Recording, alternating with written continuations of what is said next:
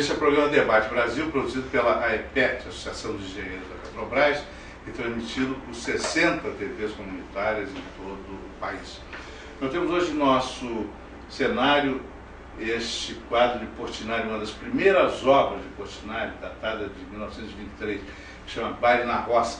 É muito diferente daqueles outros quadros que nós já mostramos, porque esse foi do seu período ainda na sua cidadezinha de Brodowski, antes dele se mudar para o Rio, onde estudaria na Escola Nacional de Belas Artes, e depois viajar para Paris, onde completaria a sua formação. De qualquer maneira, já numa obra tão da juventude de Portinari, já dá para sentir o grande talento que se formava, o grande pintor da vida brasileira. Essa é uma cena da sua cidade, Brodowski, Baile na Roça. O sanfoneiro, chamado Marquesana de lá, tem um homem com cachimbo do lado direito, que era o pai do Portinari, e essa moça aqui era a irmã dele, Maria. Nós vamos conversar hoje com o editor e economista César Benjamin, que foi candidato a vice-presidente da República na eleição passada, na chapa liderada pela senadora Heloísa Helena, pelo PSOL, o recém-criado Partido do Socialismo e da Liberdade.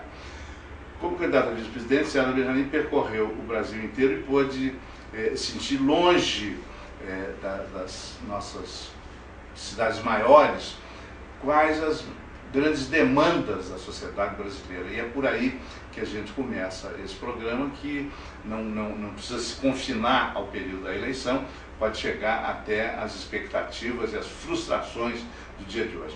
Como é que foi, César, essa experiência de percorrer o Brasil como candidato a vice-presidente? Bom, ela foi uma experiência que me deixa um sentido de angústia. Não com o resultado eleitoral, que foi excepcionalmente bom, um partido recém-criado, né? Sem recursos, que obtém 7% dos votos nacionais, isso é um resultado maravilhoso.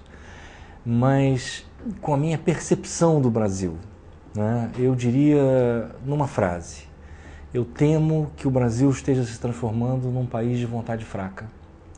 Quer dizer, em um país que não tem sido capaz nem de enfrentar os seus grandes problemas no nível em que eles estão colocados, né, e nem de usar suas grandes potencialidades no nível em que elas também existem, né? Quer dizer, um país que vem se acomodando a pequenas falsas soluções que vão empurrando para frente as grandes questões, né? Isso pode dar uma impressão de estabilidade, pode dar uma impressão de normalidade, mas está se acumulando um grande passivo nesse país, seja do ponto de vista social, seja do ponto de vista da sua inserção internacional, né? O Brasil está ficando para trás, né? E eu não tenho visto na sociedade brasileira, nos políticos brasileiros, no governo brasileiro, e nem na opinião pública brasileira, e nem na imprensa, tá certo? Eu não tenho visto a percepção, né, da gravidade desse processo, porque vejam bem, um país do tamanho do Brasil, ele vai ficando para trás, e é um processo que leva 15, 20, 30 anos. Mas na medida em que se consolide, também para depois você recuperar, leva muito tempo, né? Seria a estabilidade de uma colônia conformista? Eu acho que sim. Nós estamos buscando muito mais soluções paliativas, eu posso dar alguns exemplos se você quiser, e estamos muito mais buscando uma estratégia oportunista de aproveitar brechas, tá certo? Do que propriamente nos afirmando como um projeto nacional, né? Eu posso lhe dar alguns exemplos. Eu fiz o programa de governo da nossa chapa e tive que estudar muito o Brasil para fazer isso. Eu vou talvez dar 3 exemplos que me parecem significativos. Entre 2000 e 2006, né, a economia brasileira não criou nenhum emprego em termos líquidos com mais de 3 salários mínimos de remuneração. Nenhum. O resultado é negativo. 64% dos empregos criados no Brasil foram com 1 salário mínimo, 85% com 1,5 salário mínimo. Vai declinando, né? E é negativo a partir de 3. O que isso está nos dizendo? Está nos dizendo que a economia brasileira perdeu a capacidade de absorver trabalho qualificado. Tá certo? Ela só abre empregos domésticos, empregos de balconistas, empregos de vigilantes, tá certo? Mas o trabalho qualificado está desaparecendo do Brasil. Né? Isso no século XXI... Quer dizer, o engenheiro recém-formado vai vender cachorro-quente na esquina. Eu vou lhe dar só um dado, tá? Para você perceber a gravidade do problema. Né? O Brasil formou entre 1995 e 2001 140 mil engenheiros. Sabe quantos engenheiros estavam trabalhando no Brasil em 2001? Quantos? 140 mil. Ou seja, os novos formandos equivalem a todo o estoque que está em atividade. Não há mercado de trabalho. Tá certo? Quer dizer, só entra um novo formando se sair um que já está trabalhando. Tá certo? Só para você ter uma ideia, o Brasil tem 140 mil engenheiros em atividade. Você sabe quantos engenheiros a China está formando por ano? Quantos? 300 mil. 300 mil? Está formando 2 Brasis por ano. Tá certo? Reparem o tamanho... Sim, e na China, o sujeito que se forma em engenharia vai trabalhar como engenheiro. Vai trabalhar quando ele como sair engenheiro. da faculdade, já tem... Exatamente, exatamente. Então, reparem, nós não estamos absorvendo trabalho qualificado. Isso no século XXI é um desastre. Sim, isso está nos levando para trás, então. Completamente para trás, um país, com todo o respeito a balconistas, a vigilantes, a empregados domésticos, são pessoas honestas, ganhando a sua vida. Mas pensando macro, pensando na inserção do Brasil no mundo, né, um grande país que aloca a sua população nesse tipo de atividade, evidentemente está saindo da história. Sim, e numa situação melhor, quer dizer, o balconista tem o direito de pensar em fazer um curso e conseguir um emprego melhor. Isso, só que hoje em dia não tem esse emprego melhor. O que está acontecendo é que as pessoas que têm segundo grau estão disputando os empregos de primeiro grau. As pessoas que têm diploma universitário estão disputando empregos de segundo grau. Tá certo? Porque essa economia há 25 anos não anda. Uma geração inteira não viu o Brasil crescer. E nós... Esse é que é o problema, nós estamos nos acostumando à mediocridade, tá certo? Estamos achando bom a mediocridade, estamos achando gostoso ser medíocres, entendeu? Estamos fazendo um certo culto à mediocridade. Em vez de enfrentar o problema da renda e do emprego, a gente dá R$60 na Bolsa Família e vamos empurrando, tá certo? Tá? Outro exemplo que eu poderia te dar. Sistematicamente, há 10 anos, saem avaliações extremamente problemáticas e negativas sobre a qualidade da educação brasileira. Saiu uma agora, depois da eleição, inclusive, reafirmando essa série. Né? E a sociedade e o governo não reagem.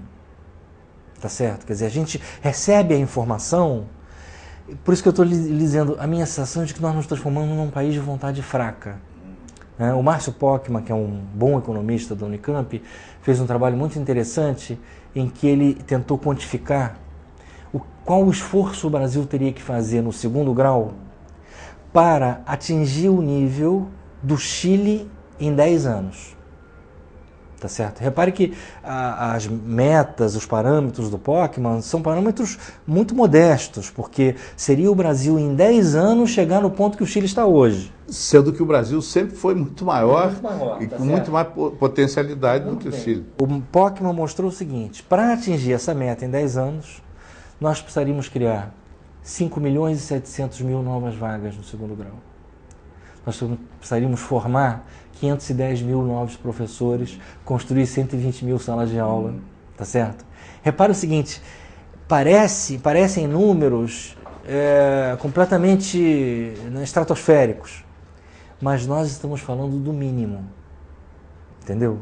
O que está por trás disso? Isso é o mínimo. Isso é o mínimo, tá? O que está por trás disso? Ou nós nos conscientizamos que desenvolver uma nação não é brincadeira, tá certo? Exige esforço, tá? Exige um consenso básico que permita o país caminhar, né? Dentro da democracia, com diferentes opiniões, mas que não paralisem tudo.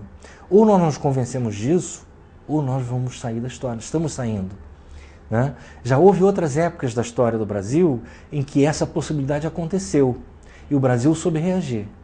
E o Brasil hoje não está reagindo. Por exemplo, depois da Segunda Guerra Mundial, né, quando os Estados Unidos anunciaram o Plano Marshall para a Europa, A América do Sul disse, oba, se os Estados Unidos não fazerem um plano Marshall para a Alemanha e para o Japão, que são os inimigos, os derrotar, nós que lutamos juntos, vamos esperar. Então, né? E não veio o plano Marshall. Né? Naquele momento, aquela geração de 40, 50, viu a possibilidade do Brasil retroceder para a República Velha, para o primário exportador. Né? Mas reuniu energias intelectuais, morais, políticas, tá certo? Para responder ao desafio. E acelerou a industrialização, um grande esforço. Né? Sim, era o país que mais crescia no mundo. No mundo, entendeu? Hoje é o que menos cresce. Essa é a geração do Celso Furtado, é a geração do Rangel, é a geração do Jesus Soares Pereira, entendeu? É a geração de brasileiros seriamente empenhados em construir uma nação. Né? Essa mesma possibilidade está recolocada. A reprimarização do Brasil, tá certo? E hoje eu vivo com muita angústia, porque eu não estou vendo na academia brasileira, entre os políticos brasileiros, no governo brasileiro, na opinião pública brasileira, um mínimo de capacidade de resposta. Nós estamos nos acostumando e tentando conviver e esticar, tá certo? Hoje nós estamos em março, né? E a notícia é que o presidente da República, recém-eleito, espera a convenção do PMDB para então definir o seu ministério. Né? Isso é de uma mediocridade, entendeu? Quer dizer, a ideia de que um ministério tem que ser composto, não é? Fatiando e entregando capitanias a senadores e deputados, entendeu? Isso é de uma mediocridade que o Brasil não era assim. Pega o ministério do João Goulart. Isso é de grandes nomes. Gabriel Passos, Tancredo Neves. Celso Furtado, entendeu? Eram os melhores brasileiros, escolhidos pelo presidente. Né? Quer dizer, o Brasil ficou, eu diria, um país mentalmente pequeno, politicamente pequeno. Né? Isso me deixa muito angustiado, porque eu não estou vendo a capacidade de reação. Né? Agora, o que está acontecendo no mundo? Né? Os serviços de alta tecnologia estão se concentrando nos Estados Unidos e na Europa, a manufatura está concentrada no leste da Ásia, e que o mundo espera de nós é que nós sejamos ofertantes de recursos naturais. Tá certo? Soja, minério de ferro, né? E nós estamos aceitando essa posição. Tá certo? Estamos caminhando nessa direção alegremente, entendeu? Então, eu estou vendo o Brasil hoje vivendo um período extremamente problemático e não estou vendo por onde será a nossa reação. Agora, essa estagnação econômica que nós estamos vivendo, né?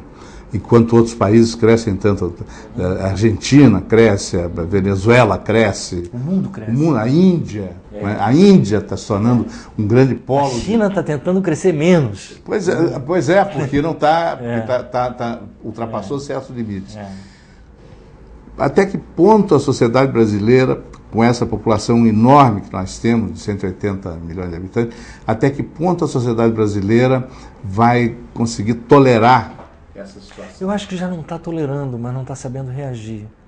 Se você faça um exercício, amanhã compre o jornal, não é? E primeiro leia a parte de política. Você vai ver que o PP quer 3 ministérios, que o fulano quer não sei o quê, que reuniu o Beltrano com o Cicrano e tal. Continue lendo o jornal e vá para cotidiano. Aí parece que você mudou de país, tá certo? Parece que é um outro país. A política é o espaço em que os políticos governam a si próprios. E o Brasil é outra coisa, tá certo? Quando há alguma convulsão, né, os políticos têm que dar uma resposta, ou algum evento, digamos, especialmente traumático, né? O crime aconteceu no Rio de Janeiro, então o Congresso se reuniu, né, para tratar da questão da violência urbana, mas isso é episódico. A minha impressão é de que os políticos vivem uma vida própria, regulam as suas próprias relações, governam a si próprios. Eles não lembram um pouco a Rainha Maria Antonieta? O futuro pode nos reservar situações de grande tensão, de grande complexidade. Nós somos um país urbano, com aglomerações urbanas de até 18 milhões de habitantes, né? São Paulo, Rio de Janeiro, Recife, Belém, grandes cidades, né? Nós temos nessas grandes cidades, periferias, em que a taxa de desemprego chega a 40%. Né? Nós temos, segundo o IBGE, 65% dos jovens brasileiros entre 16 e 24 anos que não fazem nada. Não estudam e não trabalham, não fazem nada. Né? Qual é o país que a gente está construindo? Um país que condena a sua juventude a não fazer nada. As pessoas que têm 18 anos hoje vão ter 38 daqui a 20 anos. Essas pessoas vão ser o quê? Com 38. Aos 18 ainda mora na casa dos pais, ainda... Né? Mas é a população brasileira, né? Que está sendo empurrada por uma situação de marginalidade. As consequências disso nós vamos pagar, já estamos pagando e vamos pagar cada vez mais. E eu não sinto no Brasil a tensão intelectual, moral e política necessária, né, para se colocar de pé e para reagir. Eu sinto, ao contrário, uma grande diluição, um grande rebaixamento de expectativas, entendeu? Sabe, não, tá, vamos, né? Tem equilíbrio fiscal, tem não sei o quê. O presidente Lula está hoje nos jornais dizendo que a economia está arrumada. O presidente Lula vem do movimento operário. Não é? Hoje no Brasil, 27% da população, quase um terço, está em desemprego aberto ou em subemprego crônico. Como é que a economia está arrumada? Como é que uma pessoa que vem da classe trabalhadora, não é? E que atinge o poder, diz que uma economia que condena um terço da sua força de trabalho ao subemprego crônico ou ao desemprego aberto está arrumada? O presidente Lula mudou de lado.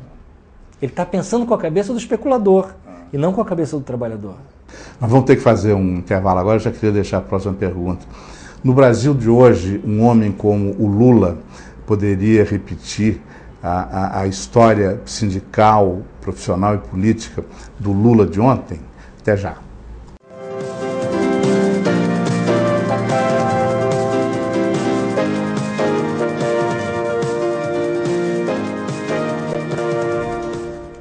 O Debate Brasil está sorteando livros entre seus telespectadores. Se você está assistindo ao programa de hoje, pode concorrer ao sorteio deste livro, Nem Todo o Petróleo é Nosso, do brigadeiro Sérgio Ferola e do engenheiro Paulo Metri. Comunique-se conosco por fax, por telefone ou pela internet e inscreva-se nesse sorteio. O sorteio de hoje do Livros na Mesa fica com os livros de Paula Glenadel, Quase uma Arte, poemas, e A Vida Espiralada, poemas também. Participe!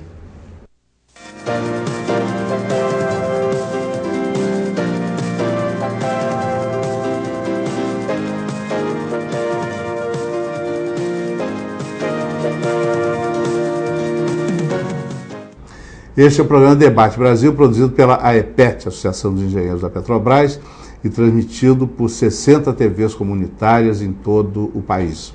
Nós estamos conversando hoje com o economista e editor César Benjamin, que foi candidato a vice-presidente na chapa da senadora Heloísa Helena nas eleições do ano passado. A pergunta que ficou, o César estava mostrando como a maior parte da população brasileira de hoje, a totalidade talvez da nossa juventude, não tem maiores expectativas de realização pessoal e profissional nessa estagnação econômica que nós estamos vivendo. A pergunta que ficou é a seguinte: o Lula hoje conseguiria repetir a carreira que o Lula fez a partir da década de 1970? É uma pergunta difícil, porque as condições de hoje são diferentes das condições da década de 70. Né? Sim, mas ele era, nos anos quando 70, ele surgiu, ele era operário, torneiro mecânico lá no ABC, tinha casa própria e tinha automóvel. Claro. E ele se tornou líder sindical num contexto em que havia praticamente pleno emprego, o emprego era residual de 2%, né? E a taxa de crescimento da economia era muito alta, os lucros eram muito altos. Então, nesse contexto, as lutas dos trabalhadores se tornam mais fáceis. Hoje o desemprego é muito maior, né? O crescimento é muito menor. Agora, eu acho que o Lula está diante de uma disjunção para a sua história de vida, para o seu papel na história do Brasil, que eu não sei se ele se deu conta, né? O Lula pode ser um Lech Walesa, aquela frustração, né? E pode ser um Getúlio Vargas, né? Você pega a questão do etanol, por exemplo, né? Que agora está nas manchetes, né? Primeira coisa que a gente tem que lembrar é o seguinte, é vergonha. Vergonha por quê? É uma solução brasileira, tá certo? Para uma crise mundial, que o próprio Brasil abandonou num certo período, né? E foi empurrando com a barriga, e agora voltou às manchetes porque o presidente dos Estados Unidos disse, isso aí é bom, eu quero isso. Tá certo? Quer dizer, veja bem, entendeu? Quer dizer, o Brasil não foi capaz dele afirmar a sua solução a partir dele mesmo.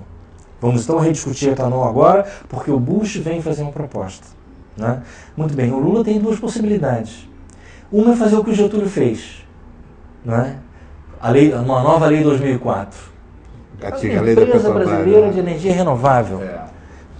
Coloca sob o controle do Brasil toda a cadeia produtiva, sob controle, né, da nação, né, e aproveita essa oportunidade, né, de maneira racional, equilibrada, sistêmica, né? Isso é uma possibilidade, né? Ou ele pode aceitar toda a desnacionalização da cadeia produtiva, né, e uma inserção do Brasil pior do que na República Velha. Porque na República Velha nós éramos exportadores de café, mas pelo menos o café era brasileiro, o fazendeiro era brasileiro, a linha de ferro era brasileira. Hoje no agronegócio brasileiro é tudo deles, a semente é deles, os insumos são deles, tá certo? Então nós podemos, essa questão da crise da energia no mundo, por exemplo, coloca, como várias outras, o Brasil diante de oportunidades e de riscos. Tá certo? E eu acho que o Brasil não tem sido um país, né, que tenha sabido se colocar de pé, né, verificar os seus interesses, né, fazer a defesa. Se tornou vergonhoso defender os interesses do Brasil, né? Hoje em dia, alguém ser acusado de ser patriota, né, é pejorativo, né? Nacionalista, então nem se fala. Fulano é nacionalista, pronto, entendeu? Esse aí já está desqualificado, né? Quando, em qualquer país do mundo, um sujeito não se elege vereador, xerife nos Estados Unidos, se ele não bater 3 vezes no peito e dizer eu defendo os interesses da América, eu defendo os interesses da China, eu defendo, né? Quer dizer, falta ao Brasil, eu acho, recuperar a sua vontade, tá certo? A sua vontade. Eu acho que o Brasil, digamos, o horizonte de expectativa do Brasil está se apequenando, né? O povo brasileiro quer uma Bolsa Família de R$60. Apequenou o horizonte. Os políticos querem um ministério. Sim, o Lula queria, quer dizer, veio o menino do Nordeste, né?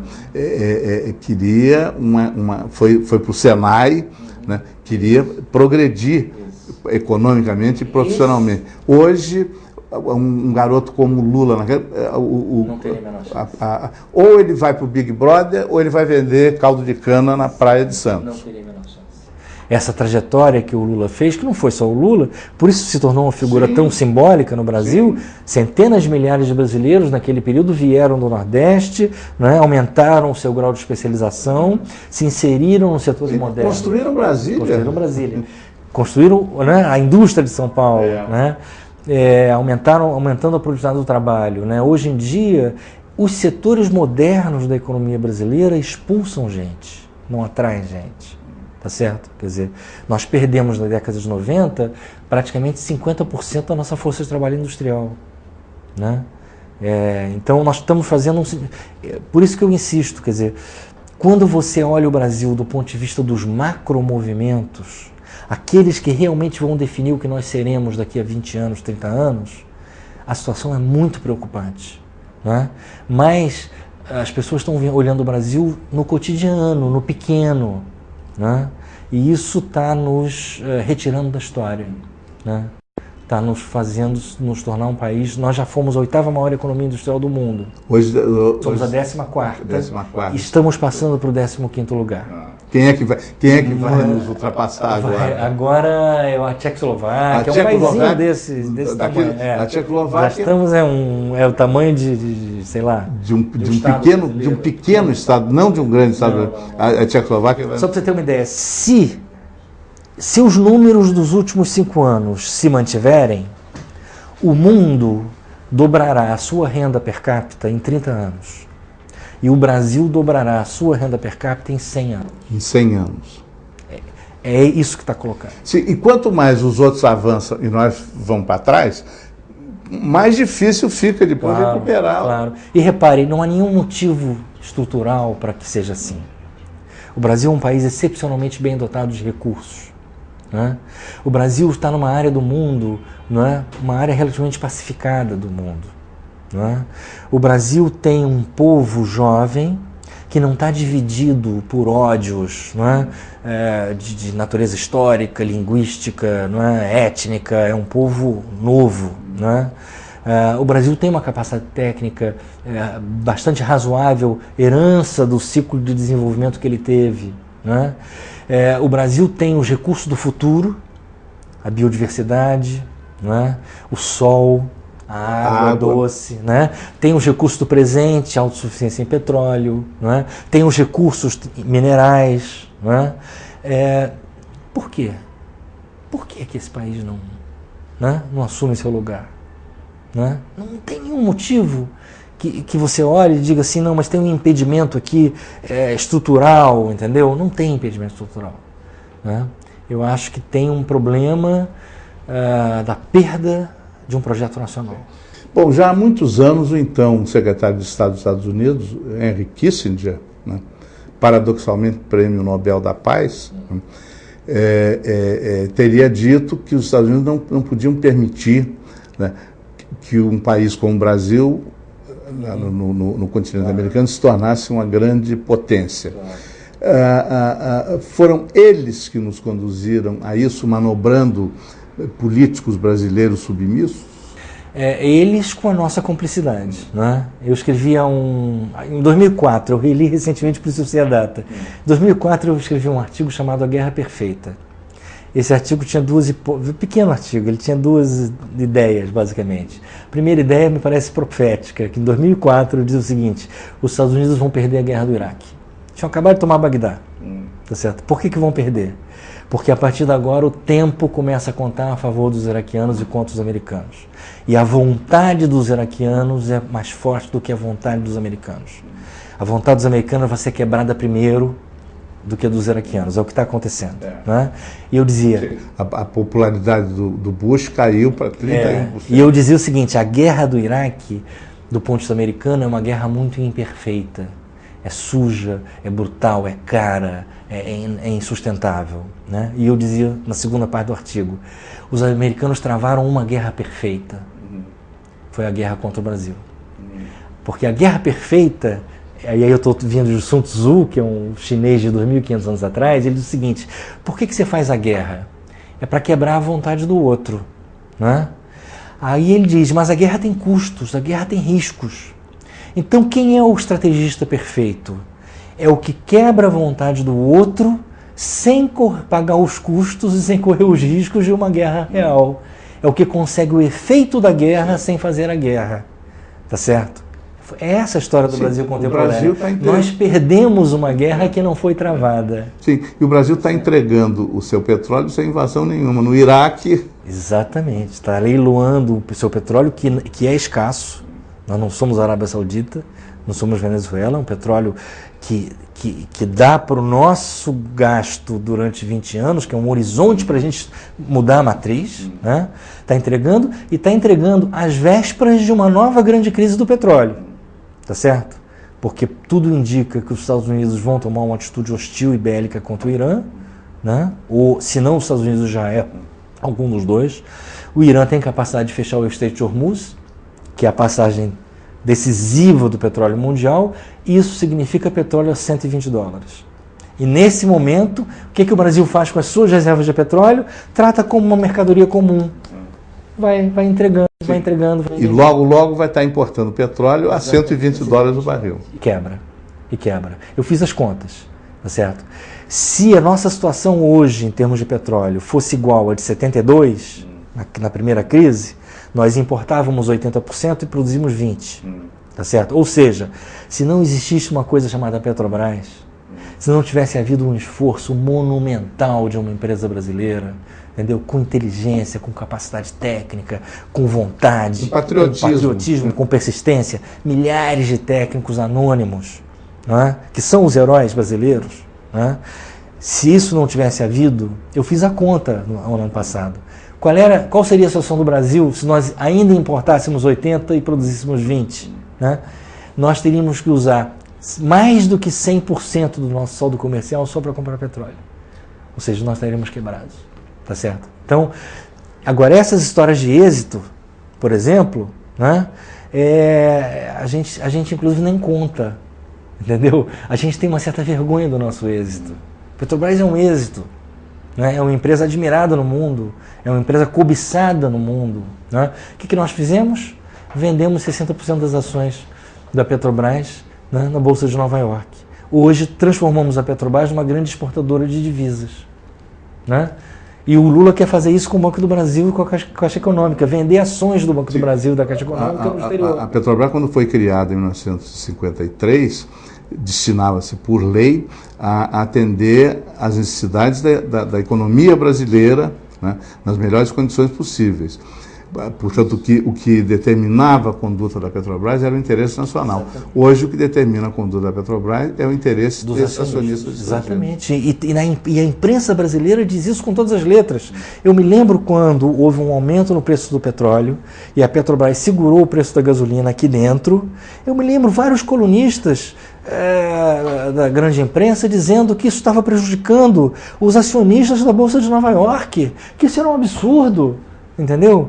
Quer dizer, porque se a Petrobras colocou as suas ações na Bolsa de Nova York, ela tem que responder à lógica dos acionistas de lá. Mas você podia fazer o contrário. Se eles compraram ações de uma empresa pública brasileira, eles sabem que essa empresa pública tem que responder à lógica do seu país. O problema é qual o ponto de vista que você adota, né? Então, o Brasil, esse é um exemplo, entendeu? Essas ambiguidades, é um exemplo de como o Brasil...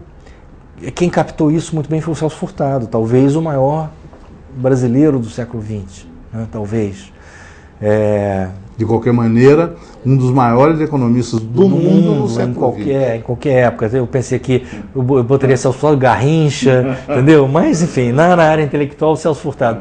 Ele morreu muito angustiado. E um dos seus últimos escritos se chama A Construção Interrompida. Né?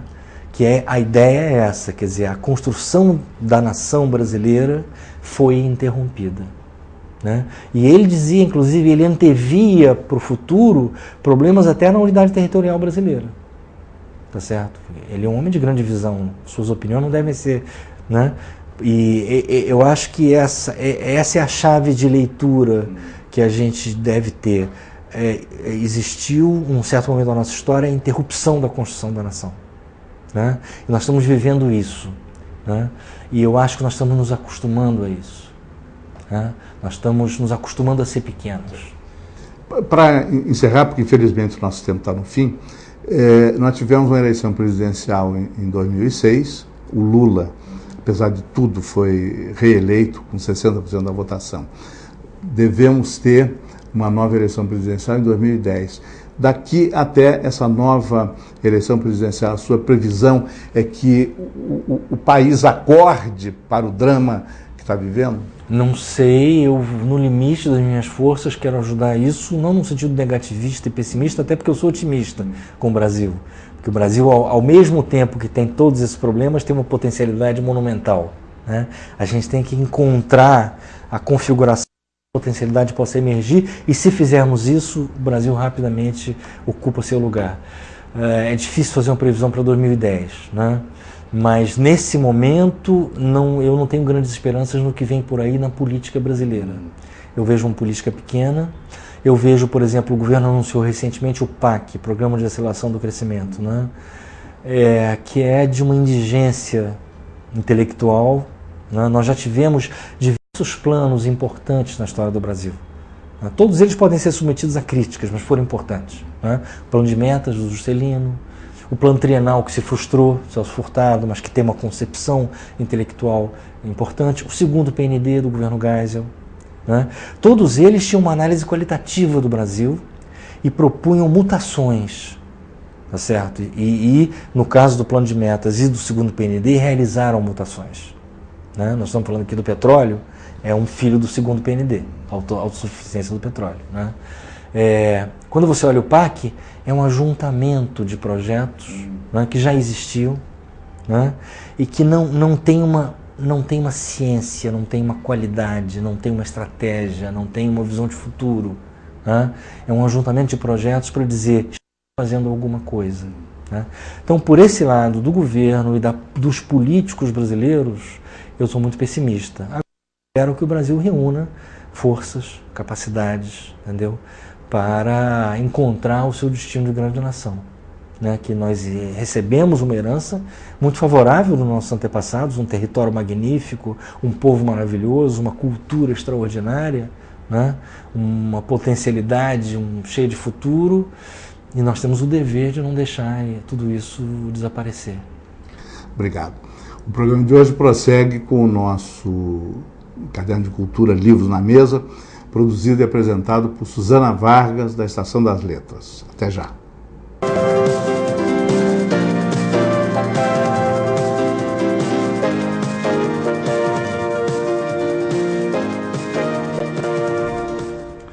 O Debate Brasil está sorteando livros entre seus telespectadores. Se você está assistindo ao programa de hoje, pode concorrer ao sorteio deste livro, Nem Todo o Petróleo é Nosso, do brigadeiro Sérgio Ferola e do engenheiro Paulo Metri. Comunique-se conosco por fax, por telefone ou pela internet e inscreva-se nesse sorteio. O sorteio de hoje do Livros na Mesa fica com os livros de Paula Glenadel, Quase uma Arte, poemas, e A Vida Espiralada, poemas também. Participe!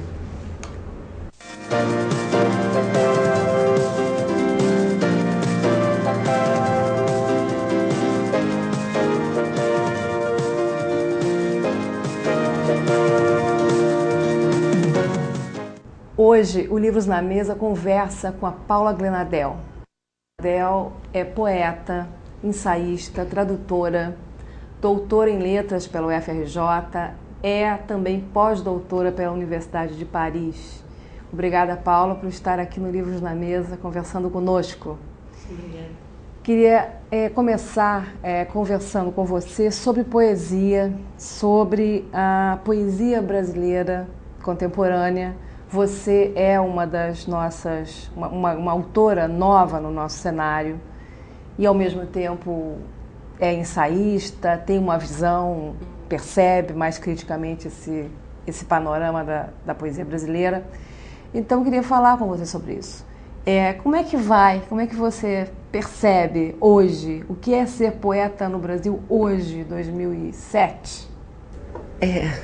Bom, é sempre difícil, né, você fazer um juízo, assim, generalizante, falar de um grande número de situações, né, de casos e tal. Mas eu acho que a primeira característica que a gente não pode deixar de assinalar é que tem uma variedade, né, de vozes e tem muita gente aparecendo, gente muito nova, ao lado de gente já consagrada, né? De alguma maneira parece que está mais fácil para as pessoas publicarem.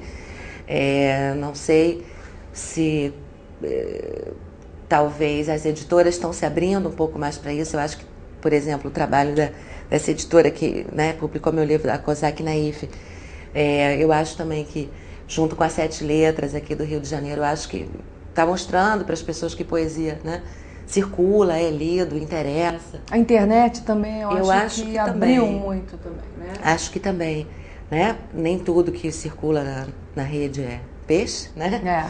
Mas, assim, tem muita coisa boa. E eu acho que a poesia, então, talvez você apelando aí para essa, digamos assim, essa vertente, né, mais analítica e tal do meu trabalho. Eu acho que talvez seja uma das maneiras, né, de subjetivação aí que está aparecendo, blogs, vlogs, e a poesia ela entra um pouco nisso, né? Quer dizer, talvez não tanto quanto não tanto enquanto arte ou fazer, mas também como maneira de ser sujeito, de tomar a palavra. Eu acho que tá acontecendo um pouco isso. Eu tenho visto assim às vezes. Porque o que acontecia, enfim, século passado, né? O que o poeta ficava um pouco esperando a publicação, esperando ser descoberto por uma editora, né, por alguém, por uma editora, sei lá.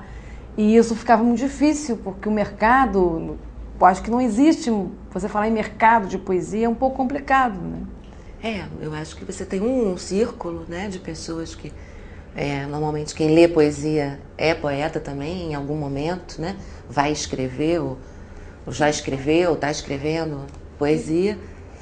E aí não é exatamente mercado, eu acho que realmente é uma coisa de uma confraria ou de uma... Né? Tem um paradoxo nisso tudo, né? Em geral, muita gente escreve e pouca gente lê ou compra livros de poesia. Senão as editoras todas estavam correndo atrás dos poetas para publicar, né? Mas na verdade tem muito poeta e pouca leitura. A que se deve isso, Paula? Você acha? Tem alguma ideia? Já pensou nisso? Não sei não. Nas suas aulas de literatura, na Faculdade de Letras, você detecta também essa ausência? Bom, a leitura, né? A gente até estava conversando ontem, até em casa e tal.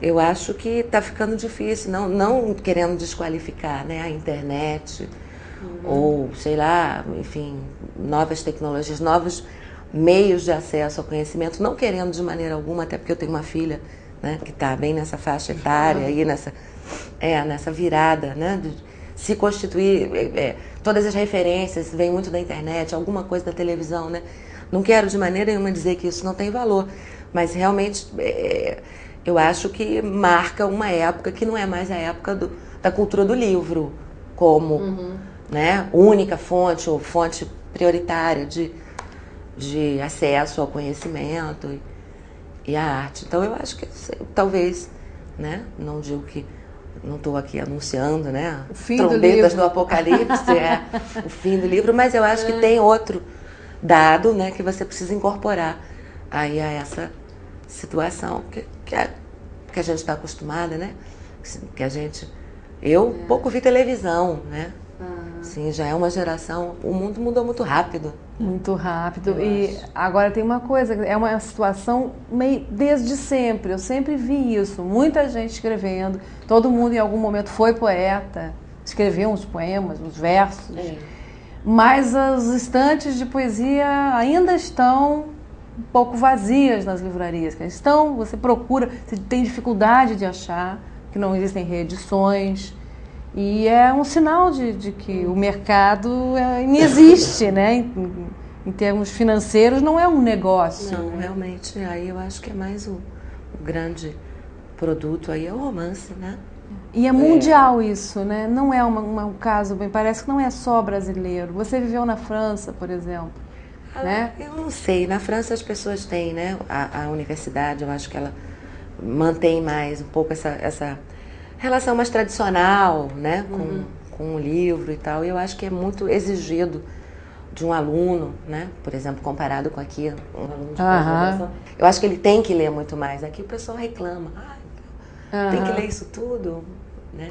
Eu creio que lá a coisa ainda, apesar, a universidade preserva esse espaço de leitura. Eu acho que é um pouco isso. Então eu não vejo, assim, eu acho que vende bastante poesia, né, na França, enfim. E agora conversando também com você sobre tradução, quer dizer, já que nós fomos para a França, enfim, você é tradutora de alguns poetas franceses, né? Michel Deguy, que é um dos seus mais recentes, né, das mais recentes publicações que você produziu aqui no Brasil com a Cosac Naif, tradução.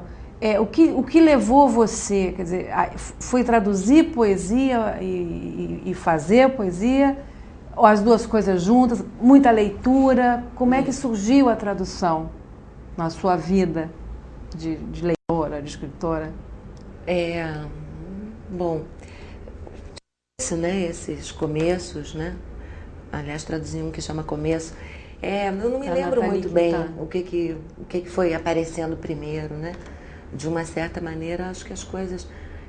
a partir do momento em que eu comecei a estudar, né, línguas estrangeiras, principalmente o francês, eu acho que desde sempre eu estudava para poder ler literatura. De alguma maneira, talvez não pudesse falar isso, não fosse uma coisa tão consciente, né? Assim, no começo da faculdade e tal, mas eu acho que era isso. Acho que nunca foi para, sabe, assim, digamos, pelo encantamento, pelo sistema fonológico, né, essa coisa de uma linguística mais dura, de uma coisa. Eu acho que sempre foi voltado mesmo para essa abertura de mundo, né, que te propicia você estar falando outra língua, né, você entra num mundo que te era inacessível. Legal. E o Deguy foi teu orientador, não foi? Ele foi, Seu orientador foi, porque a tese já se concluiu. Não, nem foi uma tese, né? Na verdade, foi um estágio de pesquisas, que é o que a gente chama de pós-doutorado, né? É tanto assim que você pode ter, sei lá, 4, 5, né?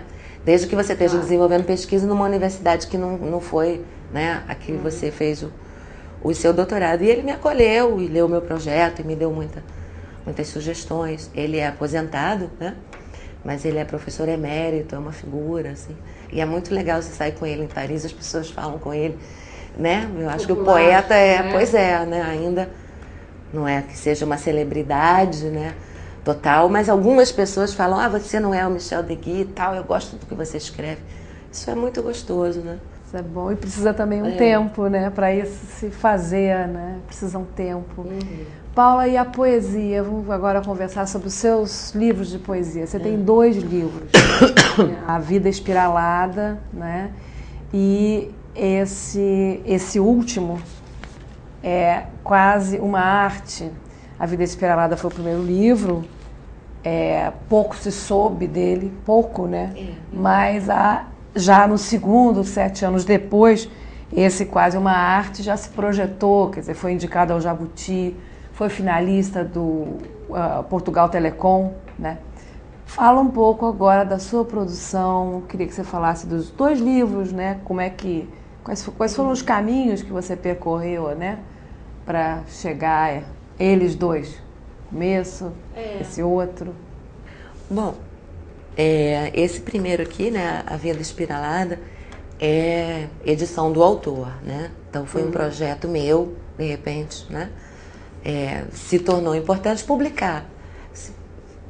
Eu acho que eu tinha investido tanto nessa coisa de escrever que eu falei, bom, agora só falta publicar. Eu passava horas, né? É uma coisa que me diverte muito, né? Eu gosto muito. Às vezes eu tinha que fazer um paper para um congresso, uma coisa assim, mas eu não fazia, assim, tinha um gostinho de transgressão. Eu ficava no computador até de madrugada, mexendo com poema, né? Então é uma coisa assim, não sei, que eu gosto de fazer. Aí eu banquei essa edição, encontrei um editor que tem um projeto gráfico muito bonito, é um livro que eu acho... né? Aqui do Rio de Janeiro. E aí foi ficando assim um pouco conhecido, né? Algumas pessoas que trabalham com poesia na universidade, por exemplo, né? Começaram a me chamar, vai ter um evento. Normalmente os eventos que você faz na universidade sobre poesia, você tem as mesas de comunicações, né? Sobre poetas, e você tem uma mesa de poetas, de leitura de poesia. Então começaram a me chamar, aí as pessoas começaram a ver, eu acho que aí... Foi um modo de mostrar um pouco, né? Quer dizer, você publicar, tornar público o que você faz, não é? Mostrar e... Eu sempre penso mesmo essa coisa que parece banal, mas que você, né, também de uma certa maneira acabou de explicitar, é que publicar é tornar público, né? Eu acho que esse é o... Qual é essa doideira, né, que faz que você queira tornar público, né, um vício privado? Mas assim, tem esse gostinho, né, de mostrar, né? Olha, eu tenho aparecer, tô aqui, olha o que eu tô fazendo, né? Sim, é interessante, eu acho. Como movimento. E o outro, aí eu fui publicando, então, cada vez mais, né? De repente, já tendo um livro, revistas, fica né? mais fácil você, né? Fala assim, eu faço isso mesmo, né? Tá aqui, ó. Isso. Aí você começa a fazer mais poema, manda pra revista, as pessoas pedem e tal. E aí o segundo livro, acho que fica mais fácil, né? A editora já assumiu isso, né? Não foi mais uma edição que eu tenha pago, né? Enfim, fazendo economia do salário de professor, né? Não. Aquela coisa. E é sempre eu considero sempre uma edição de um livro de poesia, quase uma vitória, assim, sobre um sistema muito bacana. Que só quer publicar prosa, na verdade, prosa, ensaio, né? E eu vejo com muito, sou meio cética com relação a essa tá certo. da poesia. É prova de largueza, né? De Isso, grandeza. De grandeza, da editora. De espírito, de ver as coisas, o que eu acho também. De saber que está ali apostando numa coisa que não se sabe bem qual é o destino, né? Dizem que, eu tenho amigos poetas que dizem que toda vez é como se fosse um recomeço. Poetas que já têm 20 livros e parece que o 21º é sempre o primeiro livro, pela dificuldade de conseguir um espaço nessa seara, né? Agora, quase esse teu quase uma arte, fala um pouco agora mais dele, que é um livro vitorioso, eu acho. É um livro, quer dizer, já nasceu com a sua editora, foi indicado a 2 grandes prêmios, né? E ele foi o resultado desses 7 anos, tem coisas antigas. Como é que você concebeu? Bom, eu gosto bastante dele porque eu acho que ele é bem enxuto, né? Uma coisa que eu gosto, não vou dizer que é regra, que é receita, né? A gente até sabe que a partir de uma certa assunção aí de que o que o João Cabral fazia como poesia, né? Aquela concisão, conciso é que é bom. A gente sabe que não tem mais regra. Não tem mais mas regra. Eu, por uma questão, sei lá, de estilo, de temperamento, eu gosto, né? E eu, às vezes, releio isso aqui, né? Quando tem uma ocasião de falar sobre, de apresentar. E eu gosto muito. Eu acho que eu aqui não estou jogando conversa fora, né? E eu consigo, de uma certa maneira, assim, ler o que eu escrevi como se eu não tivesse escrito, assim, dar um distanciamento. Eu gosto dessa sensação. E eu não sei se no primeiro livro eu consigo isso. Eu acho que no segundo, eu acho que a coisa foi... No segundo mais bem, digamos assim, mais condensada, né? E aí você fala em quase uma arte. O que é o quase uma arte aí? Bom, isso aí é uma citação, né? Do Mallarmé, né?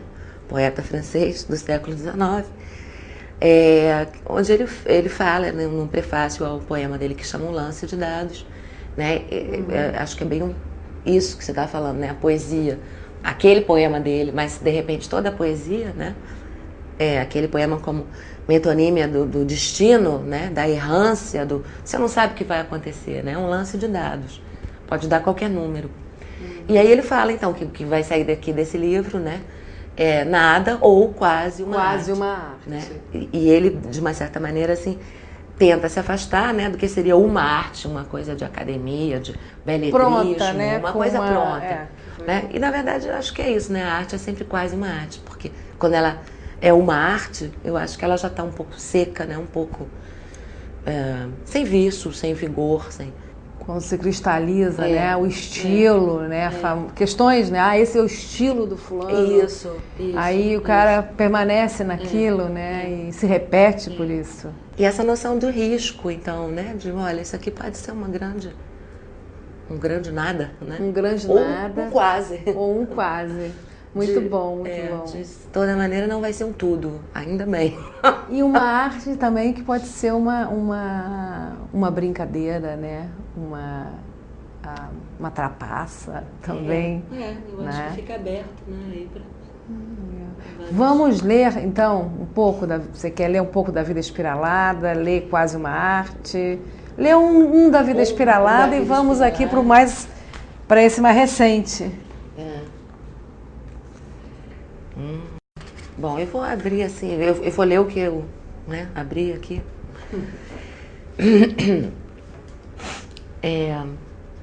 Sobre a lama, a cidade. 30.